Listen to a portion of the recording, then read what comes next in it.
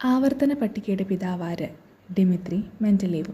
Dimitri മെൻഡലീവിൻ്റെ ആവർത്തന പട്ടിക പുറത്തുവന്ന വർഷം 1869. ആധുനിക ആവർത്തന പട്ടികയിൽ മൂലകങ്ങളെ ക്രമീകരിച്ചിരിക്കുന്ന അടിസ്ഥാനമെന്ത്? അറ്റോമിക സംഖ്യ. ആവർത്തന പട്ടികയിൽ മുകളിൽ നിന്ന് താഴേക്ക് വരുന്ന കോളങ്ങൾക്ക് പറയുന്ന പേരെന്ത്? ഗ്രൂപ്പുകൾ. 1-ാം ഗ്രൂപ്പിലും 17-ാം ഗ്രൂപ്പിലും സമാനത അർഹതയുള്ള ഒരു മൂലകമാണ് ഹൈഡ്രജൻ. ആവർത്തന പട്ടികയിൽ അലോഹവാതകങ്ങൾ ഏത് ഗ്രൂപ്പിൽ സ്ഥിതി ചെയ്യുന്നു? 18-ാം ഗ്രൂപ്പിൽ. ഒരു പീരീഡിൽ ഇടതു നിന്ന് വലത്തോട്ട് പോകും തോറും ആറ്റത്തിൻ്റെ വലിപ്പത്തിൽ എന്ത് സംഭവിക്കുന്നു? വലിപ്പം കുറയുന്നു. ആറ്റത്തിൻ്റെ വലിപ്പം കുറയുന്നതനുസരിച്ച് ലോഹ സ്വഭാവം കൂടുന്നു. രാസബന്ധത്തിൽ ഇലക്ട്രോണുകളെ ആകർഷിക്കാനുള്ള ആറ്റങ്ങളുടെ കഴിവിനെ വിളിക്കുന്ന പേരെന്ത്? Electro negativity. അണുസിദ്ധാന്തം ആവിഷ്കരിച്ച ശാസ്ത്രജ്ഞൻ ജോൺ ഡാൾട്ടൺ.